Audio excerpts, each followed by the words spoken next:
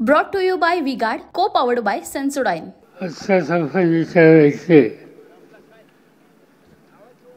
जनसंघाची मतदारसंघाचे आपले अत्यंत कर्तव्य उमेदवार डॉक्टर अमोल कोल्हे,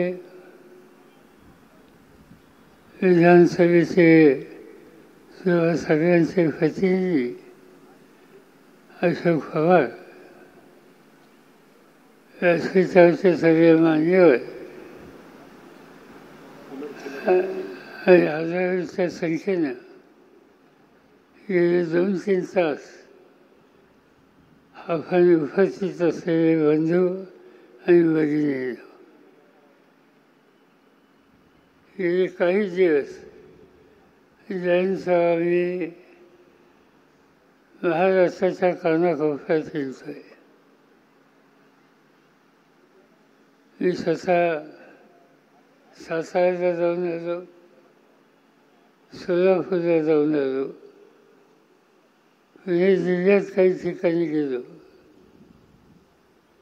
नाशिकला जाऊन आलो, अहमदनगरला जाऊन आलो, औरंगाबादला जाऊन आलो, जालन्याला जाऊन आलो, परभणीला जाऊन आलो, वर्ध्याला जाऊन आलो, हजारोच्या संख्येने लोकांना भेटलो, पण घसा मात्र बसला. तर काय हरकत नाही,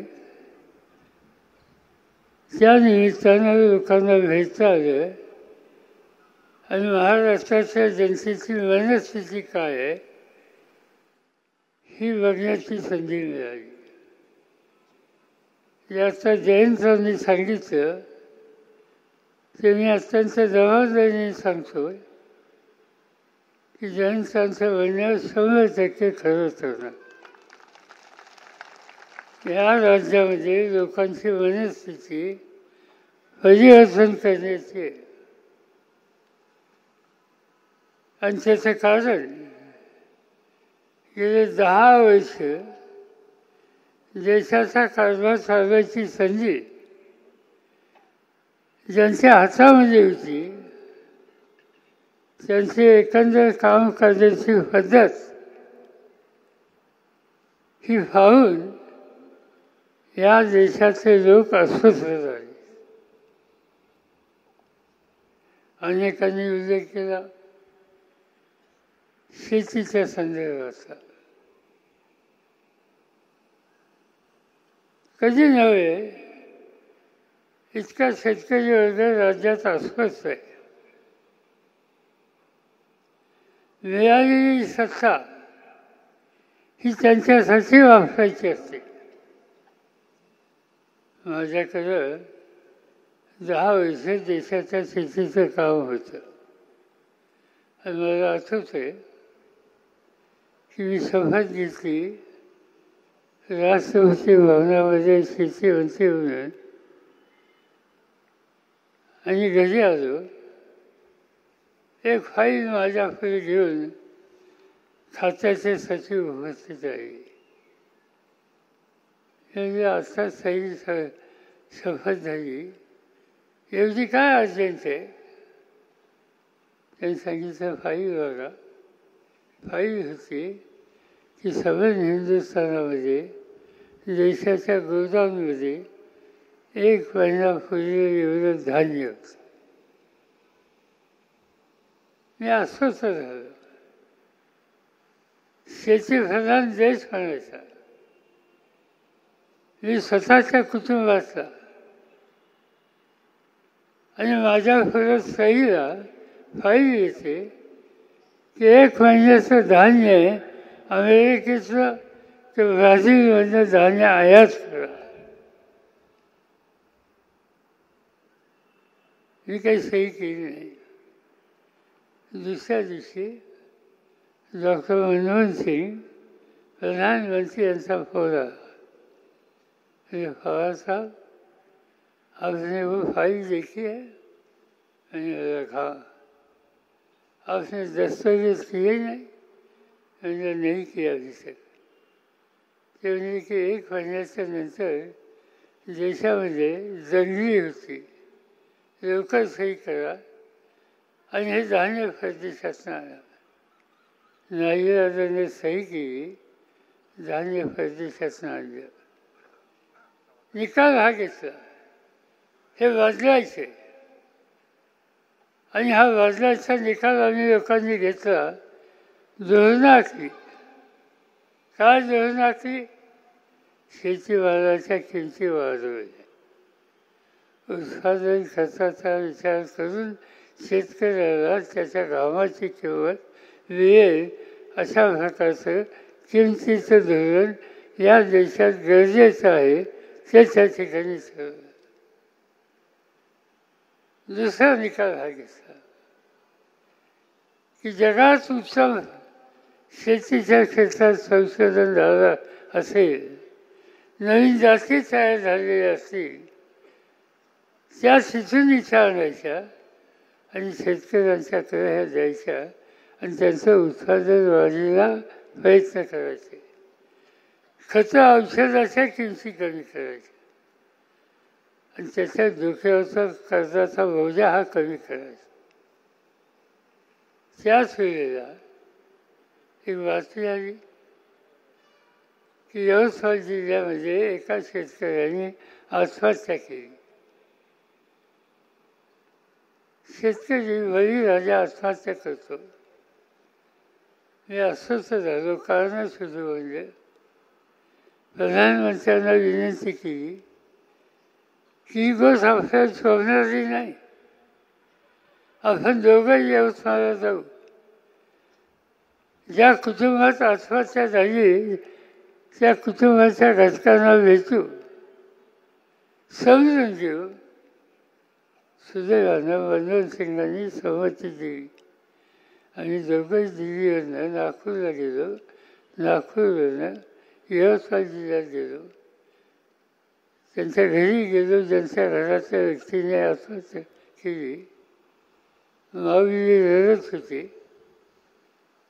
एक मुलगा आणि एक लग्न झालेली मुलगी हा संसार होता. मी माऊली विचारले की का तुझ्या मालकाने आत्महत्या केली. त्यांनी सांगितलं मुलीचं लग्न झालं, कर्ज काढलं होतं सावकाराकडनं, परतफेड करू शकलं नाही, कपाशीचं पीक होतं, लाल्या रोग आला, पीक उद्ध्वस्त झालं, आदल्याही वर्षी पीक उद्ध्वस्त झालं होतं, लागोपाठ दुसऱ्यांदा पीक गेलं, सावकाराचे पैसे परत करता आले नाही आणि त्यांनी आमची भांडी कुंडी बाहेर काढली. अभिचा पंचनामा झाला. पूर्वीचं लग्न ठरलं होतं ते लग्न मोडलं आणि त्यामुळं मालकाला माझ्या सहन झालं नाही. बाजारात गेला, इंजिनची बाटली घेतली, गटा प्याला आणि तो आम्हाला सोडून गेला. हे कशामुळे घडलं? हे घडलं सावकाराचं कर्ज काढलं होतं, निसर्गाचा कोप झाला, त्यामुळे पीक उद्ध्वस्त झालं आणि त्यामुळे हे पैसे परत करता आले नाहीत आणि त्यामुळे भांडी कुंडी बाहेर काढली गेली. पूर्वीचं लग्न बोललं, सहन झालं नाही, त्यामुळे हे घडलं. याचा अर्थ कर्जबाजारीपणा हा या देशाच्या शेतीला लागलेला रोग आहे. दिल्लीमध्ये परत गेलो, बँकांची चर्चा केली. नाबार्ड ही जागतिक देशाची बँक, त्याच्या प्रमुखांना बोलवलं, रिझर्व्ह बँकेची चर्चा केली आणि शेवटी निकाल घेतला. काय व्हायचं असेल ते होईल, सवन देशाच्या शेतकऱ्याच्या डोक्यावरचं कर्ज माफ करू. 71,000 कोटीचं कर्ज होतं, एका हुकानेचे कर्ज माफ करू आणि स्थिती बदलली. नवीन कर्ज दिलं. उत्पादन वाढायला हा बळीराजा कामाला लागला आणि चित्र झालं. यावेळेला 10 वर्षांनी मी मंत्रिमंडळ सोडलं, शेती खातं सोडलं. मला सांगायला आनंद झाला की ज्या देशामध्ये धान्य विशेषतः गहू आयात केला गेला, त्या देशामध्ये मी ते खातं शोधल्याच्यानंतर भारत हा जगाचा 2 नंबरचा गहू निर्माण करणारा देश जगात आला. हे मी केलं नाही, मी धोरण ठरवलं असेल, पण त्या काळ्या आईशी इमान राखणाऱ्या शेतकऱ्यांनी कष्ट केले. एवढंच नाही, हे तांदूळ हे थायलंड आणि अमेरिकेमध्ये जास्त पिकत होता, पण किंमत सांगितली, कर्जातून मुक्त केलं. या देशाने जगात 1 नंबरचं तांदळाचं उत्पादन केलं आणि या देशाची प्रतिष्ठा वाढवली.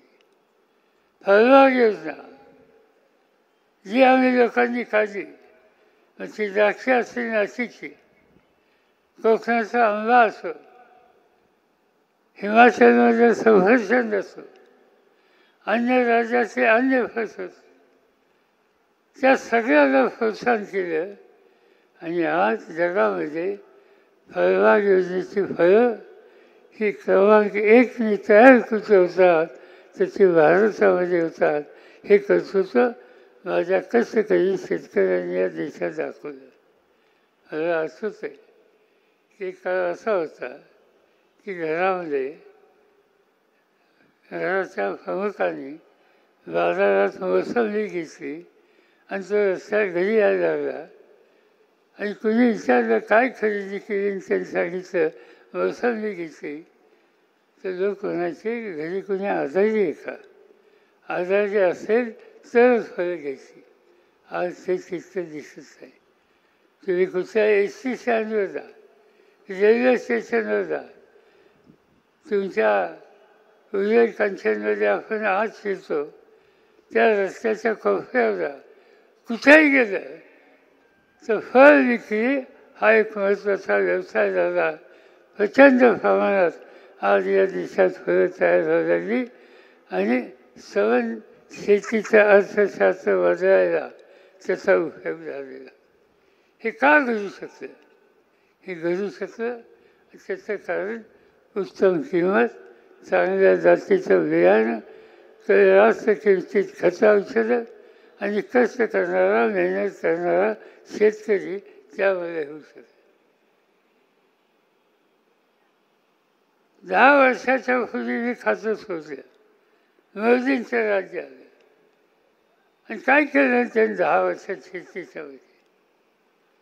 आज या देशाची शेती संकटात आली, अनेक प्रश्न निर्माण झालेले आहेत.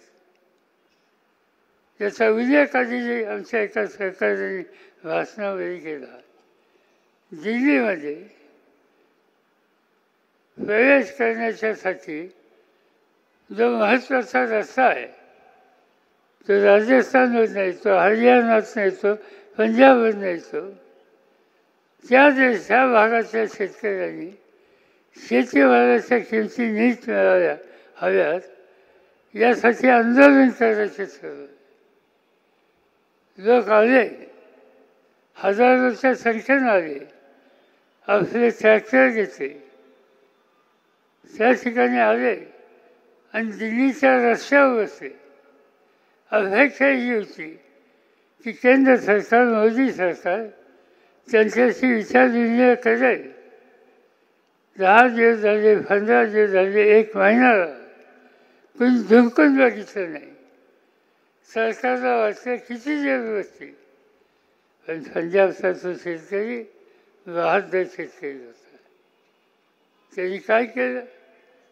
आपल्या घरच्या 2 टीम केली. एकाने जायचं दिल्लीच्या रस्त्यावर आणि दुसऱ्याने शेतीची कामं बघायची. 15 दिवस शेतीची कामं बदलल्यानंतर दुसऱ्याने दिल्लीच्या रस्त्यावर यायचं आणि दिल्लीच्या रस्त्यावर जो आधी आला त्यांनी जाऊन शेतीचं काम करायचं. ही मंडळी 1 वर्ष होय त्या सीमेवर बसली, सरकारने झुंकून बघितलं नाही. शेवटी नाईलाज झाला आणि शेतकऱ्यांचं हे दुःख त्यांना मान्य करावं लागलं. शब्द दिला, निर्णय घेतले, पण आजपर्यंत त्या निर्णयाची 100% अंमलबजावणी त्या ठिकाणी केली नाही. आणि म्हणून आणखी संकट वाढत आहेत, आपल्याकडे सुद्धा वाढत आहेत. आज साखरेची काय स्थिती आहे? देशामध्ये उत्तर प्रदेश 1 नंबरचं साखरेचं उत्पादन करणारा राज्य होतं. यंदाच्या वर्षी महाराष्ट्राचा पहिला नंबर आहे. काही कारणं घेतली, धोरणं आखली. इथल्या वसंतदादा इन्स्टिट्यूटने नवीन जाती आणि तत्व हे सांगितलं आणि त्याचा परिणाम आज ऊसाच्या क्षेत्रामध्ये आपण यशस्वी झालो. पण इतर अनेक गोष्टी या क्षेत्रात काम करण्याची गरज आहे. आणि त्याचं कारण आहे की दिवसेंदिवस या सरकारचं शेतीवरचं लक्ष कमी होतं आहे. आणि त्याचा परिणाम आज पुन्हा एकदा देशावर राज्यामध्ये आत्महत्या वाढायला लागली.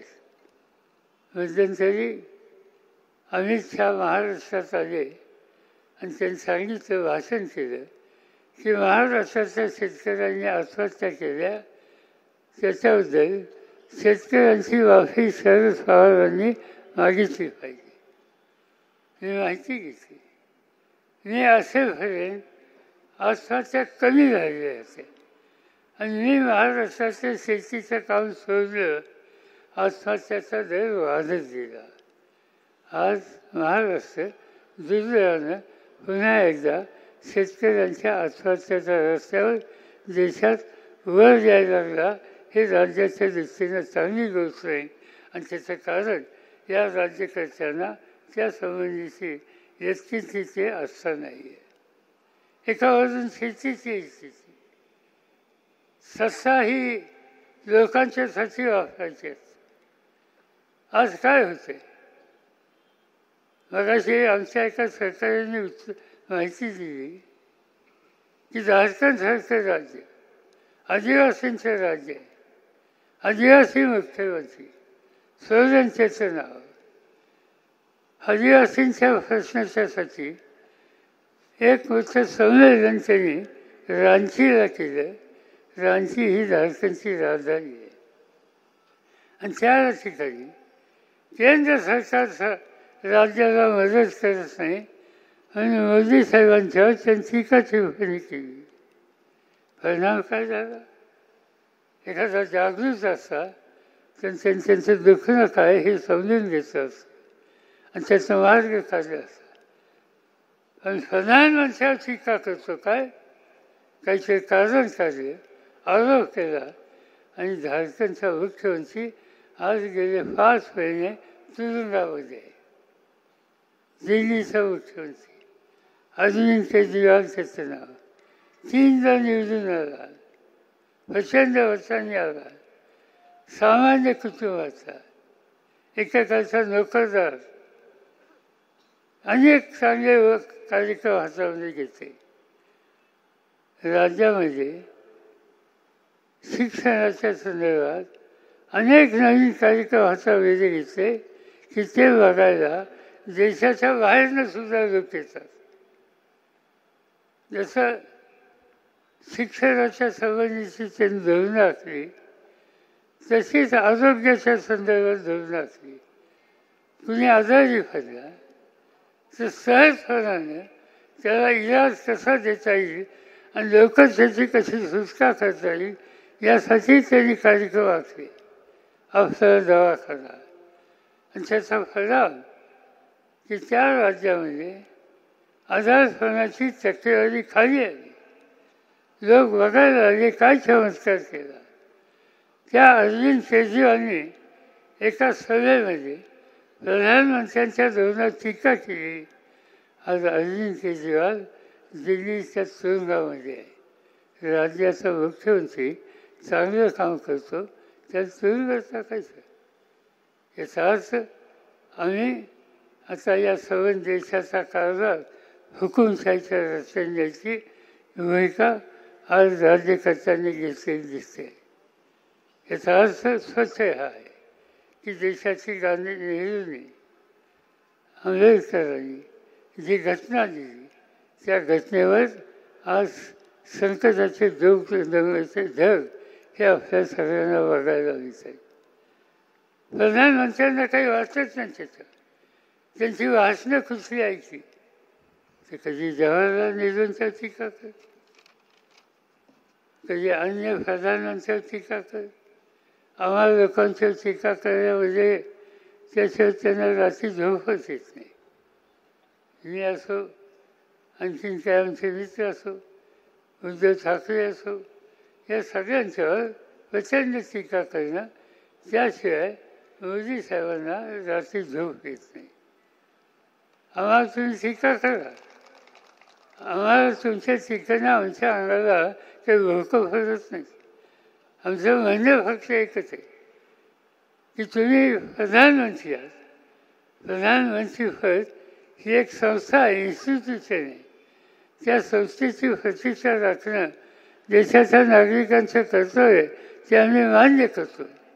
पण ती इन्स्टिट्यूशन आहे, ती संस्था आहे, तिची प्रतिष्ठा कामातून त्यांनी केली पाहिजे. जवाहरलाल नेहरूंना टीका करायची. स्वातंत्र्याच्या आंदोलनामध्ये ज्यांनी 11 वर्ष सुरुवात घातली, स्वातंत्र्य मिळाल्याच्या नंतर लोकशाही पद्धतीचा जन्म ज्यांनी या देशामध्ये घालून देशाचा कारभार करण्याचा आदर्श केला, त्या जवाहरलाल नेहरूंचा टीका. आज ते हयात नाही, त्यांना जाऊन वर्षानुवर्ष लागली, त्यांच्यावर टीका. राहुल गांधी देश आणि देशाचे प्रश्न समजावेत यासाठी कन्याकुमारीपासून काश्मीरपर्यंत चालत हा ग्रस्त गेला. ठिकठिकाणी लोकांना भेटला, त्यांचं दुःख समजून घेतलं आणि त्यावर मार्ग काढण्याच्या दृष्टीने विचारमंडळाला सुरुवात केली. तर प्रधानमंत्री म्हणतात शहाजादे, ये शहाजादे है, काहे के शहाजादे. हिंदुस्तान के सभी कोने की समस्या हल करने के लिए जो समझता है, जाता है, घूमता है, उसको शहाजादे करके उसकी मजाक उड़ाना कसे प्रधानमंत्री. यांचा संसदीय लोकशाही पद्धतीवर विश्वास नाही आहे. विरोधकांच्यावर त्यांचा विश्वास नाही आहे. विरोधक आणि सत्ताधारी पक्ष यांच्यामध्ये सुसंवाद लागतो, डायलॉग लागतो आणि डायलॉगने प्रश्न सोडवता येतात. मी देशाचा विरोधी पक्ष नेता होतो, अटल बिहारी वाजपेयी प्रधानमंत्री होते. अनेक वेळेला प्रश्न निघायचे. वाजपेयी विरोधी पक्ष नेते आणि सिनियर मंत्री यांना एकत्र बसायचे, चर्चा करायचे. आम्हा लोकांची मतंसुद्धा काय हे जाणून घ्यायची आणि आमची मतं योग्य असली तर त्याची अंमलबजावणी करायची.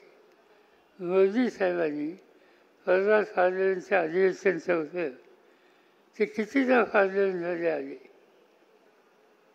मनमोहन सिंग प्रधानमंत्री असायचे त्यावेळेला पार्लमेंटचं अधिवेशन 1 वर्षात झालं की त्यानंतर सगळ्या पत्रकारांना बोलून 7 वर्षामध्ये काय काय झालं, किती कार्यक्रम घेतले, किती वेळ चर्चा झाल्या याचा संबंध रजामजा हा पत्रकारांच्या सोबत द्यायचा. आणि अशा पत्रकार परिषदेला त्यांनी 10 वर्षाच्या काळात 110 वेळेला बोलवल्या आणि पत्रकारांच्या सोबत संबंध आपल्या कामाचा लेखाजोखा ठेवला. मोदी साहेबांनी या 10 वर्षात एकसुद्धा पत्रकार परिषद बोलवली नाही. एकदाही त्यांनी सांगितलं नाही. पार्लमेंटमध्ये महिनाभर सेशन असेल 30 दिवसाचं, तर एखादा दिवस येणार, अर्धा फार्मचाच बसणार आणि निघून जाणार. त्यांचा विश्वासच नाही या संसदीय पद्धतीवर. आणि त्यांच्या आणि त्यांच्या सहकाऱ्यांची हीच भूमिका आणि त्याचा परिणाम मग अशा आमच्या सहकाऱ्यांनी सांगितलं की आज या सगळ्या लोकांच्या संस्था ह्या चालू आहेत का नाहीत याची चिंता वाचावी असं चिंतते. अगदी महाराष्ट्रामध्ये बघा, पंचायतीची निवडणूक झाली इथं नाही, पंचायत समितीची नाही, जिल्हा परिषदेची निवडणूक 2 वर्षात नाही, सहकाराच्या निवडणुका नाही, कसलीही लोकांचा संबंध असलेली निवडणूक इथं होत नाही. आणि त्याचं कारण या निवडणूक पद्धतीवर मोदी सरकारचा यत्किंचित विश्वास नाही. आणि त्याचा परिणाम हे असंच चालू झालं तर या देशाची संविधान घटना ही संकटात आल्याशिवाय राहणार नाही. आज ही घटना संकटात आणण्याच्या दृष्टीनं पावलं टाकायला सुरुवात झाली. हेगडे नावाचा एक खासदार बंगलोरचा, त्यांनी भाषण केलं की या देशाची घटना प्रधानमंत्र्यांना बदलायची आणि ती घटना बदलायची असेल तर त्यांच्या हातात 400 लोक निवडून दिले पाहिजेत. ती शक्ती त्यांच्या हातात असली तर या देशाच्या घटनेमध्ये परिवर्तन करणं मोदीजींना शक्य आहे.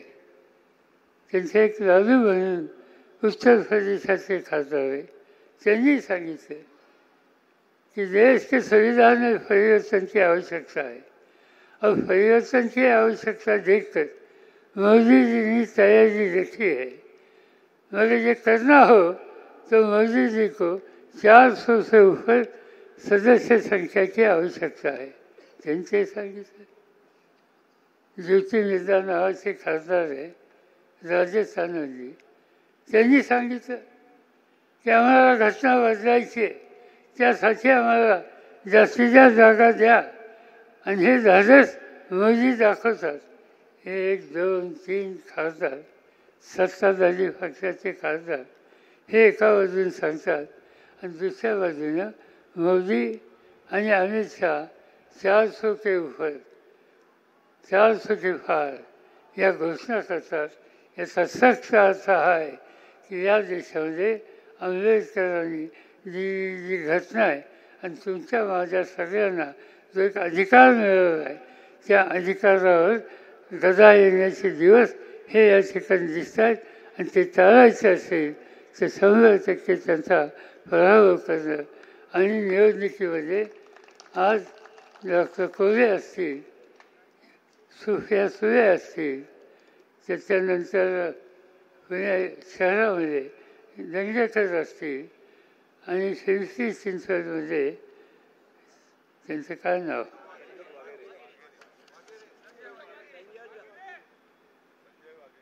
संजय वाघेरे, संजय वाघेरे असो, या सगळ्यांना मोठ्या मताने विजय करा. महाराष्ट्रामध्ये परिवर्तन दिसतंय, लोकांची तयारी आहे. लोक आणि आपण सगळे एकत्रित राहिलो आणि मोठ्या प्रमाणावर या जागा मोदींच्या विरुद्ध निर्वाचित केल्या, त्यांचा पराभव केला तर मी खात्री देतो कुणीही या देशाच्या घटनेला हात लावू शकत नाही, तुमच्या माझ्या अधिकाराला धक्का देऊ शकत नाही. ती करण्याची मानसिक तयारी आपण सगळे मिळून करूया. त्याला तुमच्या सगळ्यांची साथ मिळेल अशा प्रकारची अपेक्षा या ठिकाणी व्यक्त करतो आणि माझे भाषण या ठिकाणी संपवतो. Brought to you by VGuard, co powered by Sensodyne.